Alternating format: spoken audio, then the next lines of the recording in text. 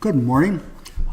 This is Roger Capello, bringing you action as always from the Wachusett Chess Club in Fitchburg, Mass. And the game of the week this week is one that I played with Bret Kildahl, who's been the highest rated player there for a little while. Trades back and forth with Rob King. And at any rate, is a top guy who qualified for the club championship. And I played against him in a hard-fought game. Hard-fought and confusing game, which I will show you shortly. But first, I want to give you a little bit of astronomy time out here. That middle panel on the right there, below Bret and above me, is obviously an eclipse, a solar eclipse image. And the interesting thing about it is that it appeared a few days ago in the Charleston, South Carolina newspaper, where a friend of mine lives, and she posted it on Facebook. And it was a news article about the solar eclipse that's going across the United States in August, and is going through Charleston, which is where we'll be.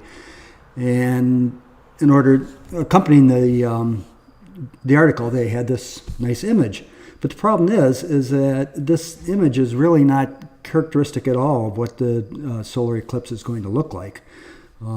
It has a number of things about it that are different than a real total solar eclipse. First of all, it's an annular eclipse because you can see the disk of the sun is not totally blocked out.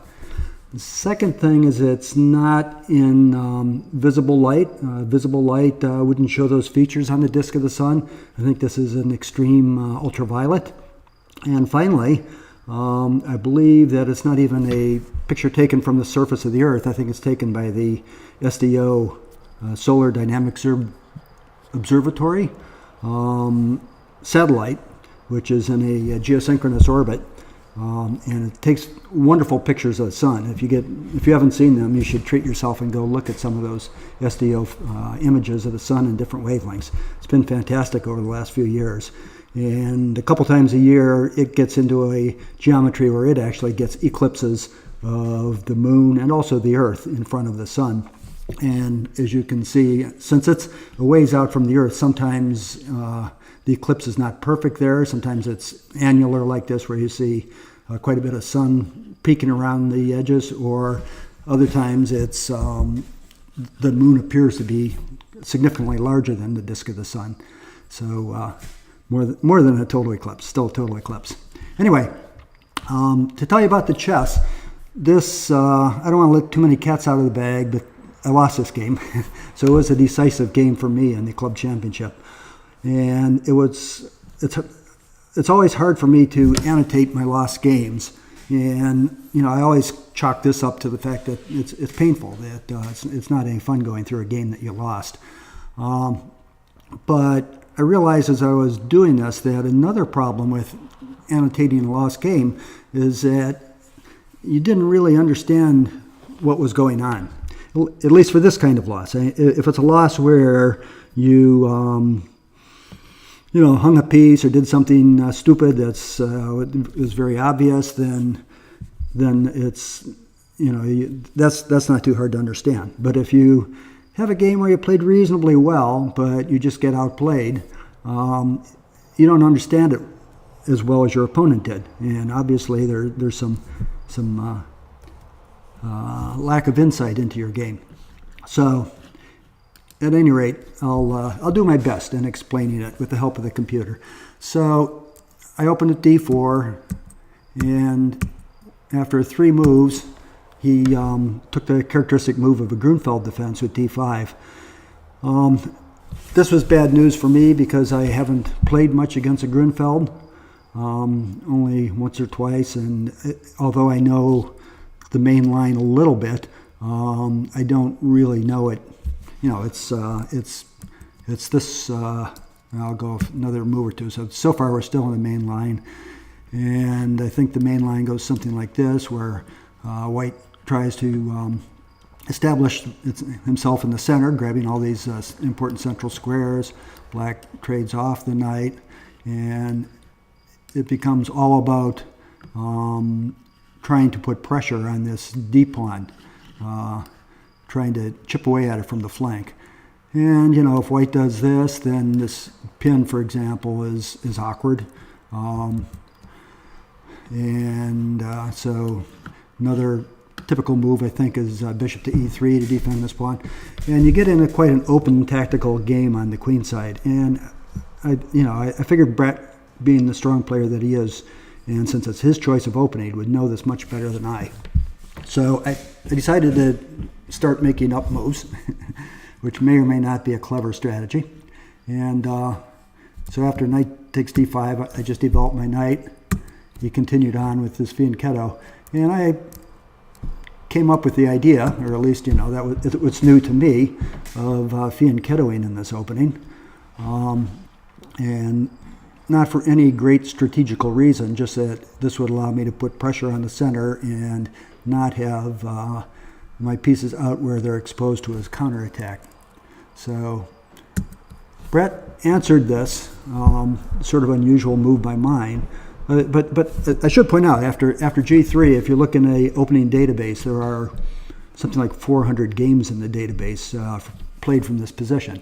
And black usually castles here, but there are other good moves. Other half a dozen different moves have been tried. But what Bret did has not been tried before, at least not in that opening database of master games, a very large database. And instead he played bishop to f5. So that's why I marked it with a novelty. I replied with queen to b3, which I think is a good move. It's, obviously a second attack on the knight and puts pressure on this b7 point. I expected something like queen to c8 to defend, well, no, not queen to c8. First trade the knight off, and then queen to c8, or possibly dropping the knight back to b6 to shield it from this pawn from attack by my queen. He didn't do that. Instead, he traded the knight off and then defended that pawn on b7 by playing bishop to e4.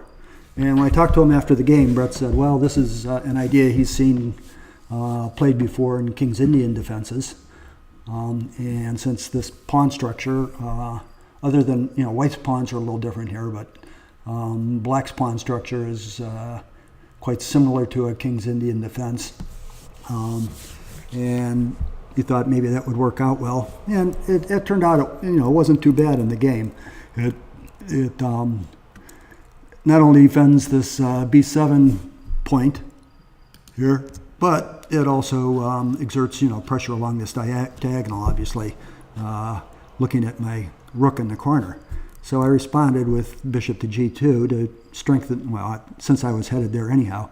And his idea is that at some point, if my knight moves, that he can just simply trade off the bishops and argue that I've weakened my light squares a bit. Okay, we both castled, and then he struck in the center with c5, which is a very normal-looking Grunfeld move. I played rook to d1 in order to put pressure on his queen and to make him think twice about taking on d4. And as a result, he moved his queen off of the file, also at the same time strengthening the b7 pawn and defending the c pawn in case at some point I want to actually take it. Instead, I just attacked that c pawn a second time because I don't really want to destroy my pawn structure. And he defended the c pawn. Okay, so let's scroll up a bit here.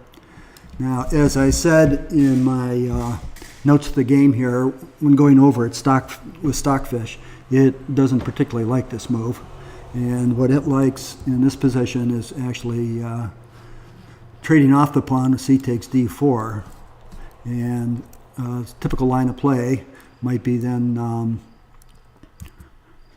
for me to put my rook on the c file. Now, if I don't do that, if I just take the pawn back, that's not such a good idea because he can fork my queen and rook with bishop to c2. So this is a line, again, that's pointed out by Stockfish. And you can definitely tell it's a Stockfish line because white's response, rather than moving the queen out of trouble, is to counterattack the black queen with bishop to h3, offering to give it away. But of course, then it would just be a bishop trade. If black takes my bishop, then I take black's bishop. or alternatively, if he takes my queen, I take his queen, and probably both bishops would be taken as well.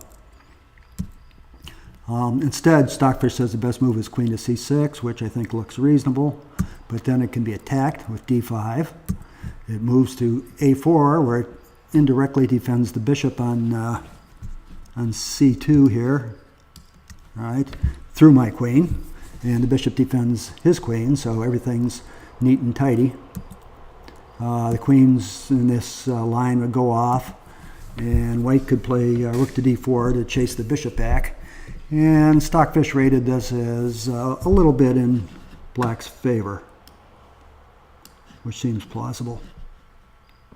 Okay, so instead he played his knight to a6, putting second defense on this pawn on c5.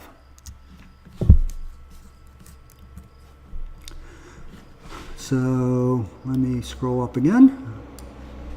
Seems like every time I highlight a square, draw an arrow, it likes to reorganize my list of the moves in the game, which is unfortunate. It makes me lose the current viewport into the move list. So I played the rook to c1, and he played his rook to b8. So after I put remote pressure on his queen here, if the file opens up after, say, pawn takes, he put remote pressure on my queen with the idea that maybe his b-pawn would move at some point. Also supports that b4, or rather b5 pawn move from b7 to b5. Okay, so I took the pawn, which is Stockfish thinks is a little dubious. It didn't look bad to me at the time, but like I said, Stockfish has some different ideas about it. And it pointed out that maybe a better line of play is to just go ahead and push my pawn.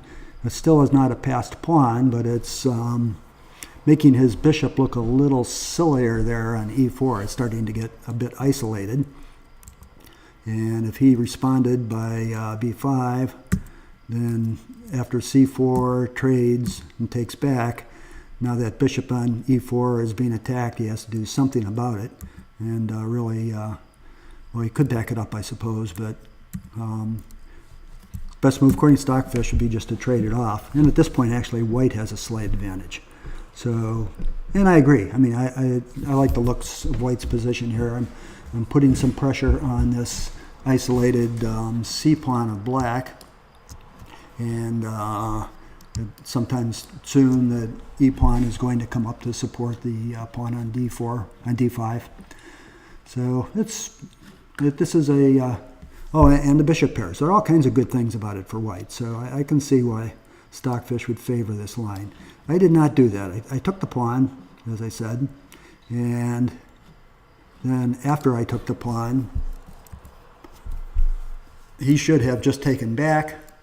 But instead, he played the queen up to get pressure along this light square diagonal. But it's not crucial pressure. He's threatening to trade the bishop for the knight. Maybe if I take back with the bishop, then his queen's under attack. So that doesn't look like a terribly strong threat at this point. Although it does make my knight think twice about going anywhere. And it turns out that at this point, a reasonable move for me would have been to play my queen to c4, but I didn't consider that at all. If I did that, the line of play might be something like b5, and then attack his queen with my knight. He takes my queen, I take his queen, and he comes back and takes the knight. So it looks like white is losing a piece in this, except of course now I have my bishop on g2. So it's just a bunch of trades, and even the pawns. It looks like I might lose a pawn here on c5 after he attacks along the file.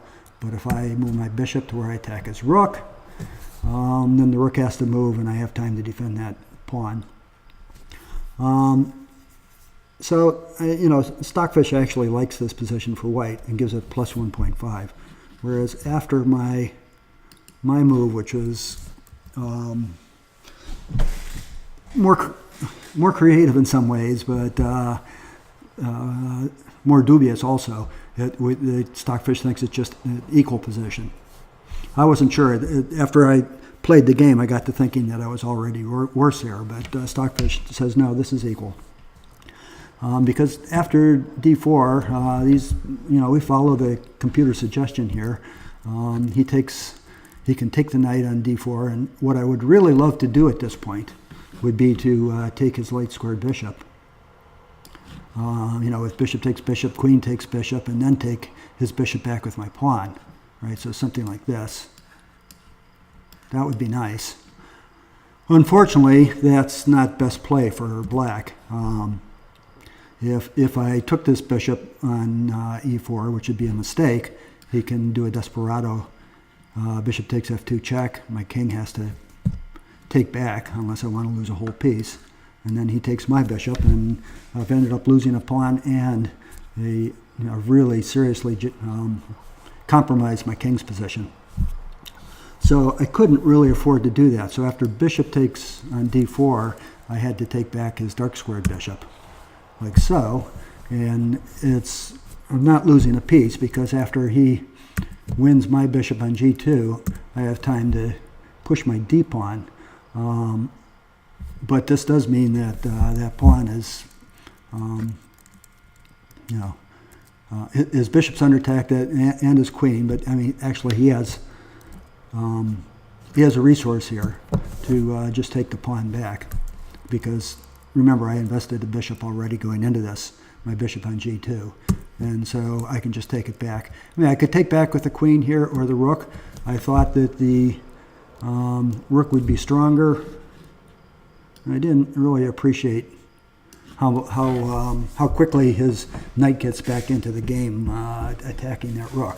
And what I was thinking going into this whole variation was that white would be better because of the active pieces. That even though I have the isolated pawn on c5, that I do have this open file, d file, that I can get my rooks active along and my queens active. And although the bishop right now is playing a defensive role, it could quickly become important along this this diagonal here, headed toward black's king and checkmate. So that was my thinking. But after black plays knight c7, my rook has to retreat. I retreated to the third rank so that I could think about maybe coming over laterally at some point, either to f3 or g3. And that's not what the computer suggested, but the computer is pretty wild here. So after knight c7 attacking my rook, the computer thinks, oops, go back here. The computer thinks the best line is to play the rook to d6. And I would not have thought of this, even if I looked at this position for half an hour. I don't think I would have thought of this. And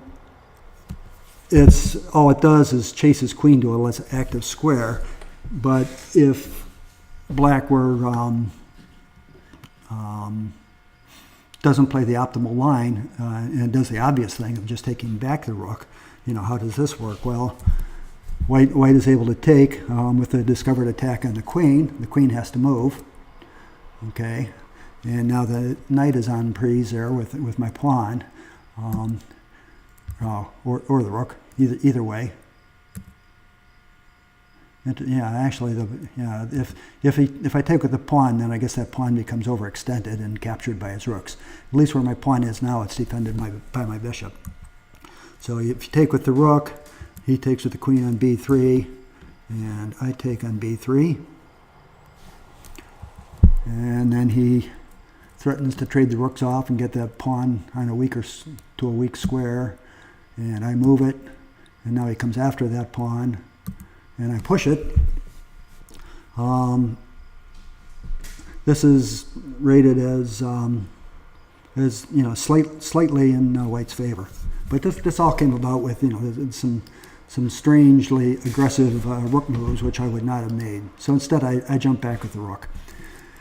After rook to d3, he's able to continue developing his knight here, bring it back into this into the center and the area of action, and closer to my king side, as it turns out. But at the same time, attacking this pawn on c6. So he has 2 attacks on it now, threatening probably to play rook over to put a 3rd attack on it. And so I took time out to over defend the pawn.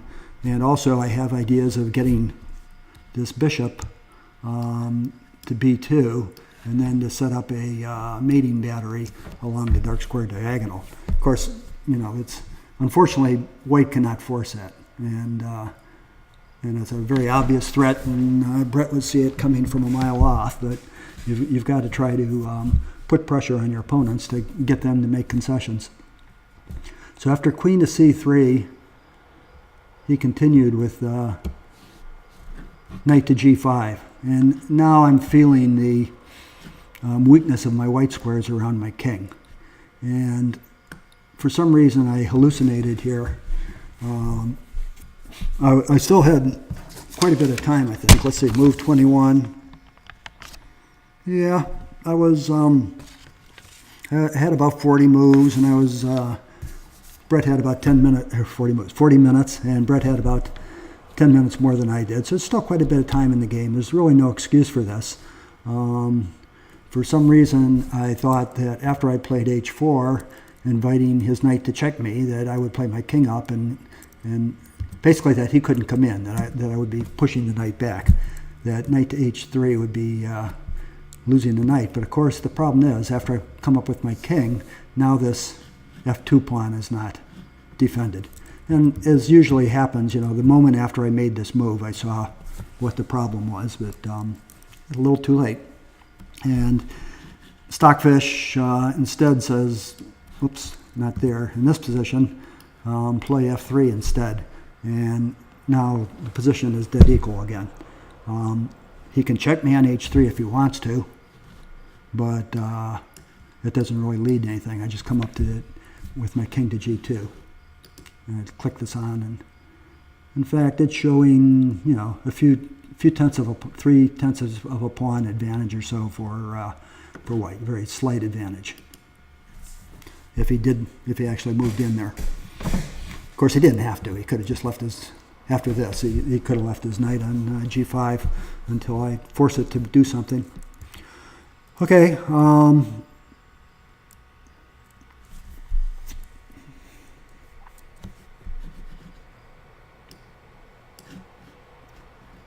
So instead, I played h4, which is a blunder. He checked me. I come up. Because of the whites, I don't really have any choice here because of the weakness along the white squares. So, the only other legal move actually would have been king to f1, which would have been, checkmate time. Don't want to do that. So he played, I played the king to h2, and he went ahead and took the pawn. Not only does he take the pawn, he has a tempo on my rook. My rook has to move, so I attack his knight, and also plug up the diagonal a little bit of his queen. But he has, a nice retreat square with knight to g4 check, and now I have to be a little careful about what squares I go to. I don't want to pin my rook, and because it would likely go lost very quickly. Instead, I play back to g1, and now I have this very open king's position. Is looking kind of risky over there with the queen and knight. But I'm not lost yet. This is still a playable game. It's not great. Let's see, it's running about -2 or so. So that's not where you want to be, especially when you're playing a strong opponent. Okay, so he played queen to e6. It looks like a reasonable move. It's attacking this pawn on e2. I made a counter threat of checkmate, saying, go ahead, take the pawn. I would be glad to trade my pawn for your king. But he blocked that easily. Now, at the time, I felt this as a concession, that this was weakening the region around his king, and I guess it is. It's opening up the light square diagonal going to his king. But it didn't really play that much of a role in the game, or at least not as much as I would have liked. My next move was e4. The idea here being that that pawn is poisoned, that he can't really take the pawn. And this helps me because it gives me more freedom of motion for my pieces behind my pawn instead of having my pawn stuck in the middle of my pieces. And it also maybe at some point threatens to go to e5 and help to to be a pawn break to open up the his king's position. So he played rook over, which is reasonable, just to show you what could have happened if he'd been greedy and taken the pawn. I would come in, I'd basically fork the queen and the knight with my rook, but he can come down check. I take, he takes back, and then rook e4 attacks both the knight and the pawn on e7, but he can go back and defend it. And this is still pretty good for black. Yeah, it's about minus a pawn or so. So that would have been an okay line as well. So at the time, when I made that e4 move, I thought that it was that he couldn't afford to take that pawn at all. That was really poisoned, and it's only poisoned a little bit. I mean, he's better off not taking it. But okay, so after he centralized his rook, I played h5 to try to loosen up the pawns around his king's position. He attacked my rook. I got it out of trouble. He moved his queen in closer to my king's position, also just incidentally attacking that pawn that's on h5. So I traded it off. And then I have time to actually check on b3. And this is winning a pawn, but it's the position needs more than that. So he played king g7. And I played rook f1 with ideas of playing this f rook now up to f4 at some point, kicking his king out. And here Bret actually made a mistake and let me back in the game. So if he had made the right move at this point, so the right move being queen to h5, then he's threatening after I make a move such as trading off his knight, taking his knight, to ignore that, and all of a sudden he's got a deadly attack along my second rank. But instead he played his rook immediately down to d2, which optically looks nice, but the computer eval goes from minus 6.4 down to only minus 1. And so, it allows me to actually have a chance. And that's because I have this response of attacking his rook right away.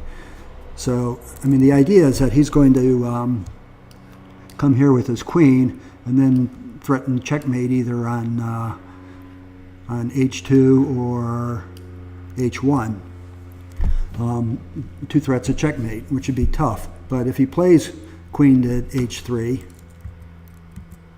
in this position, then it's white's move. I attack his rook. Now he doesn't have time to play queen to h3 because his rook is on prise, basically. So instead, I should have pointed out another reason to play, well, it's,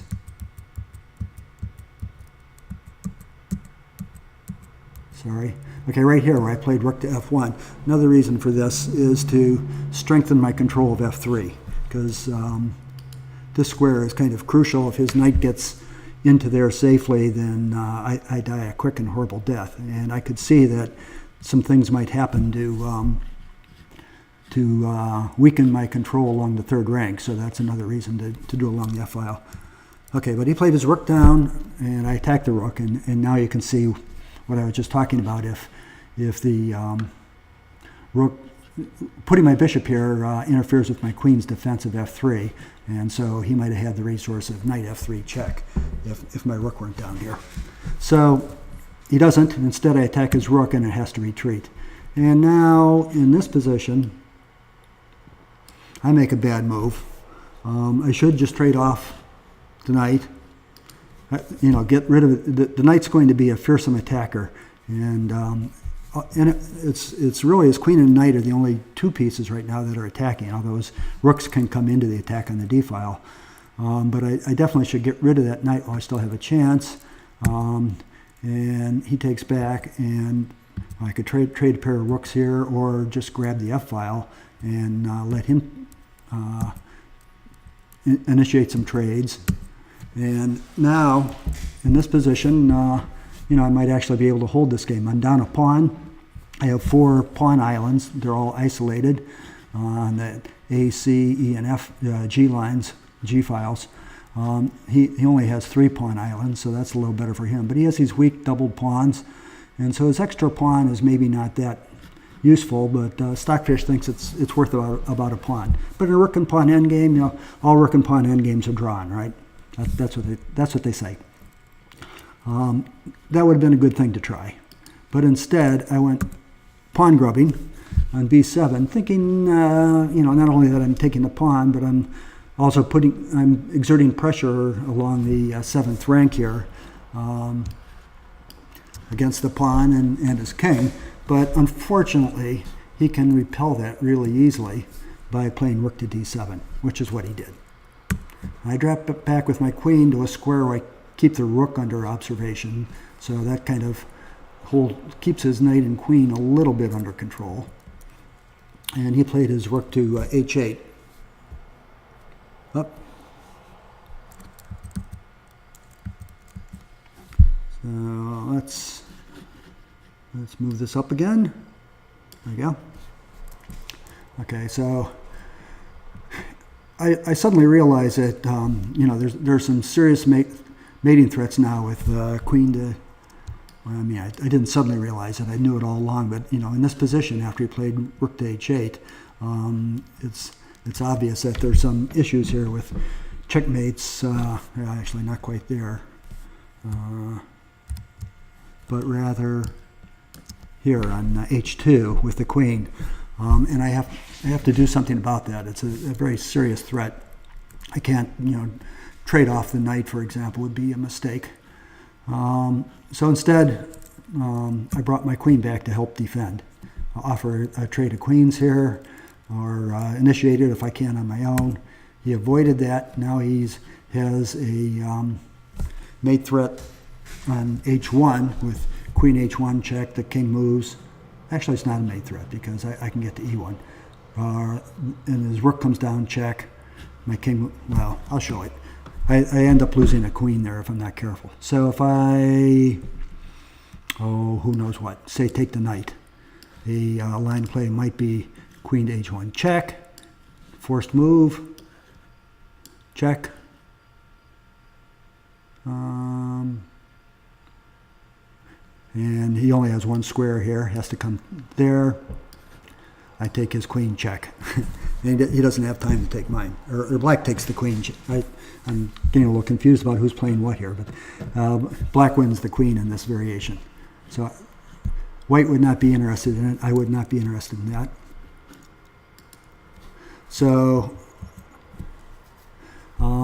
instead of taking the knight or something, I brought my queen over to g2 to just defend both of the mate threats on h1 or possibly on h2 if my queen moved away. Okay, he was not interested in the queen trade, which is sensible. Of course, he's attacking. Why would you trade your strongest attacking piece if you're the one with all the attacking chances? So he dropped back to h5, and as I say in the notes there, I stopped recording my moves here because I was somewhere under 5 minutes, 3 or 4 minutes, I think, and Bret kept recording, so I was able to use his score after the game in order to fill in the last few moves. But the game went on with some rapid play on my part. I did finally trade off that knight, but now, of course, he can take back with a queen, which is not nearly so nice for me. It doesn't damage his pawn structure or open up the f-file for me like it would have before. c6, my pawn was under attack. I either had to defend it or move it, so I chose to move it or counterattack something of his. But those are the choices typically. So I attacked his rook. Now this is actually not not his best move, but it's not a bad move. The move that, okay, in this position, the move that Stockfish suggests is queen to c5, ignoring the attack on the rook. Because if I take his rook, he's going to take my rook with check on e3. And it's a serious situation. So instead, white would defend that rook, and then black can come down. And some interesting tactics that come out of the computers. This is the same situation again. If white were to take this rook, then the white were to take the rook here, then black could take the rook on e3 check, and this would not be too good. Let's see, what would have to happen here? King would come to f1. This doesn't look like an immediate deadly attack. I don't see it, because the rook can't enter either through f5 or through, or h5 to f5 doesn't work, and coming to h4 doesn't work either. Let's just cheat a little bit here and take a quick look with Stockfish. I'm sure there's a good move. Nothing. I mean, it's a strong position for black, but it's there's no immediate knockout punch, so that's why we couldn't see anything.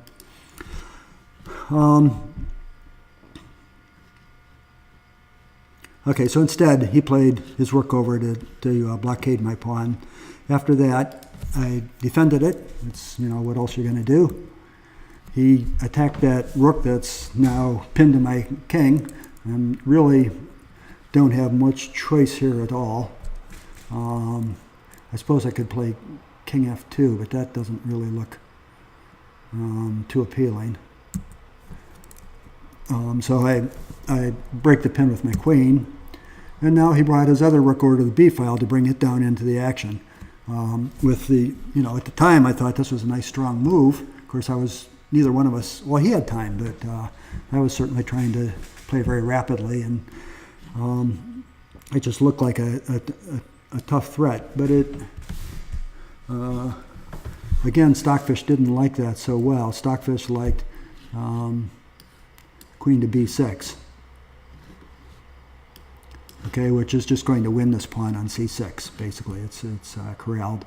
There's a few other things that I can attack, threaten to open up his king side, but he wins the pawn.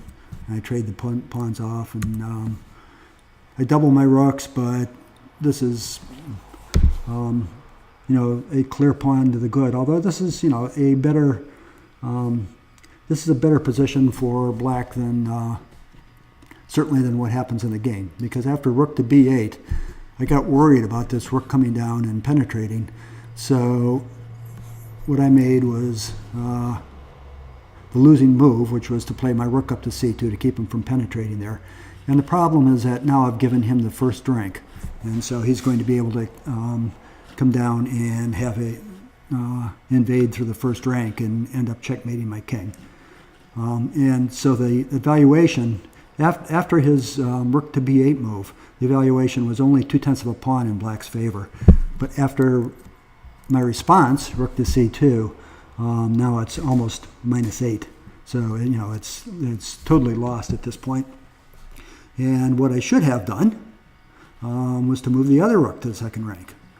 Instead, keeping, that would have kept both the first and second ranks covered. Right, so if I move that, so in this position right here, move this rook down, right, to e2. And now I've got the invasion squares covered, and he goes back to this idea of winning my pawn, but I get, a little bit of counter chances. I can attack his queen with my pawn. He has to take it, and does he have to take it? Yeah, he does. He can't take his, well, I mean, he has, at the very least move his queen, and he'd like to leave his queen where it is so he can win this c pawn. So he takes, and that gives me the open file then, and I can come to where now I'm threatening his e-pawn a second time with my rook and queen. He comes to where he pins my queen, and if I were to capture his queen now, that would undouble his pawn, so that wouldn't be something, would not be good for white. So instead, you can play the rook up to attack that pawn that's defending the queen, but he takes on e3 and I take back, and his king comes to f6 to help out in the center, although he doesn't have enough to defend that pawn, and I take on e5. And right now, if you count the bodies, they're actually 3 pawns apiece, and that's why it evaluated at only 2/10. So in this position, you can see it's right now it's reading about 3/10. But if I let it go for a while, it ended up being 2/10 of a pawn. So that would have been very nice, moving the other rook down. Instead, I moved a rook up, and now Bret finished off the game very nicely. Nice clean finish. He came down with the rook check. I came up with the king, which is not unreasonable. He played his queen down to d1. Now, this is threatening checkmate on h1. So, got to do something about that. And what I did is was not best. There's a way to avoid checkmate. Let's see. It's by giving up my rook. That's right. So yeah, if I play rook e1 here, he could play queen takes rook, and sure, I trade the queens off, but I'm down 2 rooks to 1. So that's a lost game. I wasn't about to try that. So in haste, I quickly tried to run away king to h3, but the problem is he looked at it just a little bit and found a nice mate. Played queen to h5 check, and looking at it, I realized that there was nothing I could do about it. It was mate next move, but rather than resign, I decided to go ahead and make the move just so he could see the pretty checkmate. So that's actually how the game ended up, with the queen mating on h1. Anyway, that's the game. It does put me out of the race for winning the club championship, but I can still be the spoiler. I have 1 game left.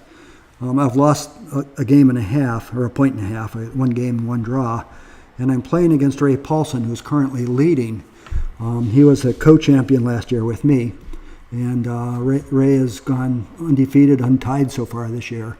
And if I can beat him, and Bret Kildahl wins, then Bret will win the championship. If we tie, then I guess they could tie. They could be co-champions. If I lose, then Ray Paulson will be the champion. But I've had a pretty good record against Ray, so I'm looking forward to that meeting. It'll be a fun game as always, and I'll let you know how it turns out sometime later this week. And so long for now.